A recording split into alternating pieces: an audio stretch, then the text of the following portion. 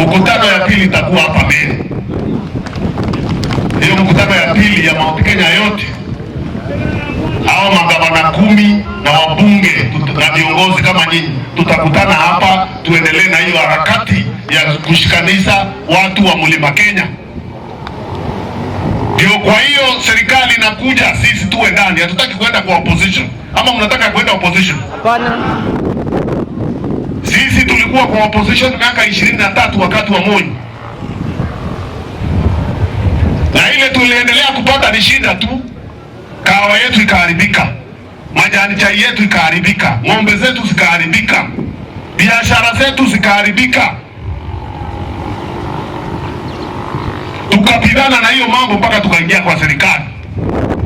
Sasa tumekuwa kwa serikali wakati wa Kibaki, hata wale wanapiga kelele wakisema vile hakuna serikali, walikuwa ma minister wa Kibaki 10 years. Sasa tuko kwa serikali ya Uhuru Kenyatta.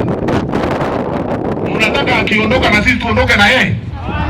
Tutoke kwa serikali? Hapana. Hiyo ndio unaona hii mpango wako ndani. Hii mpango ni yetu ya kutusaidia kuhakikisha eneo hili letu la mlima liko sawa na limesimamiwa vizuri. Kisha mambo yetu ya pesa zetu imeongezeka pande hii. Hakikisha maendeleo yetu iko imara. Hakikisha tumesimamiwa vizuri. Kwa hivyo tusikubali kugawanywa. Kenya pande ile na kuna mlima pande hii nyingine, ati east na west.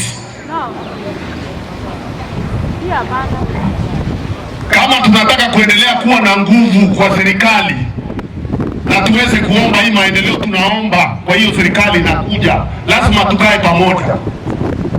Tukubaliana, heshima si utumwa, na ukiheshimiana hata wewe utaheshimiwa.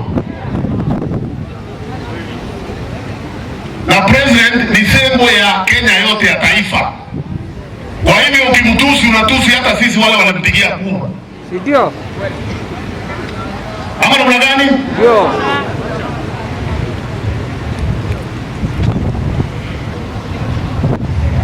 Kwa hivyo sisi hapa Tigania tumepiga hiyo kauli na tukasema president wetu aheshimiwe.